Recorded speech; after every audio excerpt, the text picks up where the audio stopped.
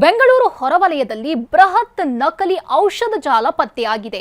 ಬರೋಬ್ಬರಿ 5 ಕೋಟಿಗೂ ಅಧಿಕ ಮೌಲ್ಯದ ನಕಲಿ ಮೆಡಿಸಿನ್ ಇದೀಗ ಸೀಸ್ ಮಾಡಲಾಗಿದೆ. ಸುಮಾರು 5 ಕೋಟಿ ಮೌಲ್ಯದ ನಕಲಿ ಔಷಧ ಪತ್ತೆಯಾಗಿದೆ. ಇದನ್ನ ಸೀಸ್ ಮಾಡಲಾಗಿದೆ. ಹೆಜ್ಜಾಲ ಬಿಡದಿ ಬಳಿ ನಕಲಿ ಔಷಧ ತಯಾರಿಕಾ ಜಾಲ ಪತ್ತೆಯಾಗಿದೆ.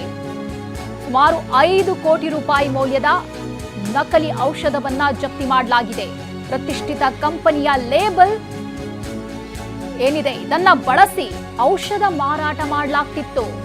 ಅಂದಾಜು ಸುಮಾರು 5 ಕೋಟಿಗೂ ಹೆಚ್ಚು ಮೌಲ್ಯದ ಔಷಧ ಸಿಕ್ಕಿರೋದು.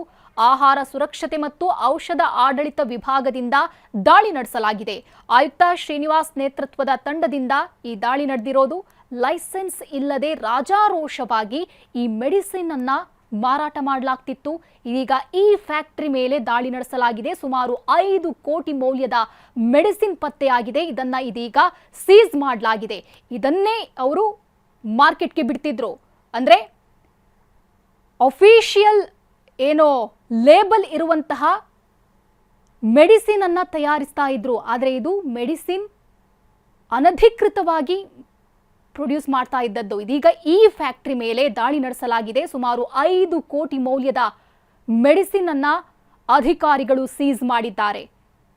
ಪ್ರತಿಷ್ಠಿತ ಕಂಪನಿಯ ಲೇಬಲ್ ಅನ್ನ ಬಳಸಿ ನಕಲಿ ಔಷಧವನ್ನ ಮಾರಾಟ ಮಾಡ್ತಾ ಇದ್ರು.